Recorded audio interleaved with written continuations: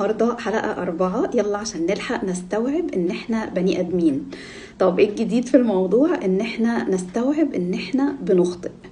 الرسالة موجهة النهاردة في اتجاهين. أول واحد للأشخاص البرفكشنست اللي بيسعوا لتحقيق الكمال والمثالية في كل أفعالهم. طيب احنا عايزين نقول لكم ان انتوا تشكروا على المجهود اللي بتعملوه، بس يا جماعة الكمال لله سبحانه وحده.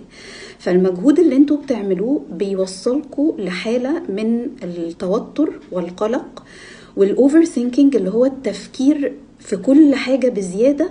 لما بيحصل منكم خطأ أو من الناس اللي حواليكم، ساعتها بتعيشوا حالة من جلد الذات. ولو الخطأ ده صدر من الناس اللي حواليكم برضو بتجلدوهم، هم عارفين حالة اللي هو هتضربوا انتوا أولياء أموركم، فانتوا بتجلدوا نفسكم وبتجلدوا الناس اللي حواليكم. والموضوع كده كده هو الخطأ بيحدث ولازم هيحدث.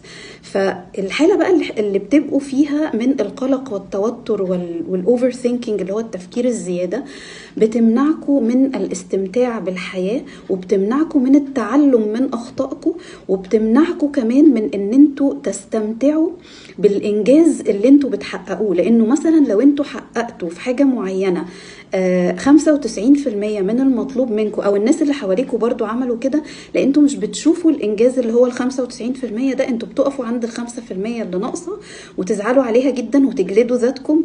وفي نفس الوقت بتعملوا كده مع الناس اللي حواليكم برضو، يعني مش بتوروهم appreciation ولا تقدير للانجاز اللي هم عملوه.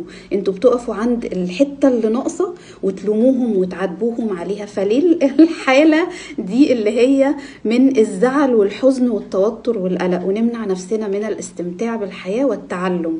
طيب الاتجاه التاني بقى موجه للشخصيات اللي بتخطئ مع عدم الاهتمام بالخطأ اللي هي عملته.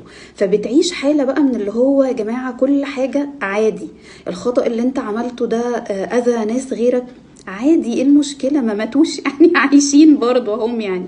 ما بيشوفش حجم الإيذاء اللي ممكن يقع على الناس اللي حواليه أو يقع عليه هو شخصيا بسبب خطأه.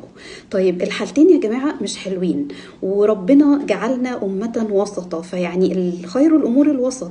وخلينا برضو نفتكر في الأيام الجميلة اللي احنا بنعيشها دلوقتي في مولد سيدنا رسول الله صلى الله عليه وسلم، إنه كل ابن آدم خطاء وخير الخطائين التوابون. فإحنا بني ادمين، يعني بنخطئ يا جماعة، بس في حالة الخطأ لازم نقف ونراجع نفسنا من غير جلد ذات